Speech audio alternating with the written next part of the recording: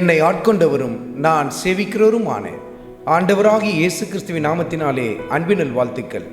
கிறிஸ்து இயேசுவுக்குள் மிகவும் பிரியமான அன்பு சகோதர சகோதரிகளே, புலம்பலின் புத்தகத்தில் 3வது அதிகாரத்தில் 26வது வசனத்தை குறித்து கொண்டு தியானித்து பாருங்கள். கர்த்தருடைய இரட்சிப்புக்கு நம்பிக்கையோடு கூட காத்திருக்கிறது நல்லது என்று சொல்லி எழுதப்பட்டிருக்கிறதை நீங்கள் பார்க்க முடியும். ஆண்டவர் இயேசு கிறிஸ்துவுக்காக நாம் காத்திருப்பதே நமக்கு நல்லது. பாருங்கள், அருமையான மகனே, அருமையான மகளே, இன்றைக்கு உன் பிரச்சனையின் நடுவிலே நீ யாருக்காக காத்திருக்கிறாய்? எதற்காக காத்திருக்கிறாய்? எனக்கு இவங்க உதவி செய்வாங்க, அவங்க உதவி செய்வாங்க, எனக்கு இவங்க ஏதாவது ஒரு வகையில் சப்போர்ட்டுக்கு வருவாங்கன்னு சொல்லி நீங்கள் நினைக்கிறீங்களா? அவங்களுக்காகலாம் காத்திருக்காதீங்க.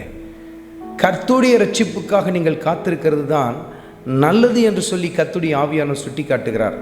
ஆனால் இன்றைக்கு சில பேர் தங்கள் வாழ்க்கையிலே மாமிசத்தை தான் தங்கள் புயபலமாய் நம்பி செயல்பட்டு கொண்டிருக்கிறார்கள். அதாவது சக மனிதர்களை தான் நம்புவாங்க.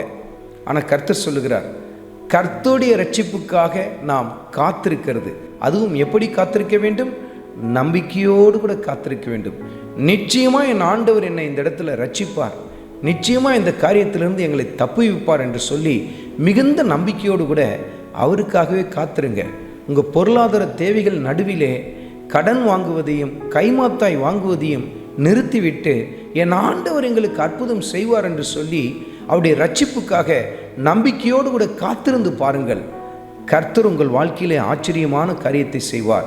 ஏனென்றால் கர்த்தருக்கு காத்திருக்கிறவர்கள் வெட்கப்பட்டு போவதே இல்லை. பாருங்கள், அருமையான மகனே, அருமையான மகளே, கர்த்தருடைய இரட்சிப்புக்காக நம்பிக்கையோடு கூட காத்திரு. கர்த்தர் உன் வாழ்க்கையிலே தன் மகிமையை வெளிப்படுத்துவார். ஆண்டவராகிய இயேசு கிறிஸ்துவின் கிருபை உங்கள் அனைவரோடும் கூட இருப்பதாக. ஆமென்.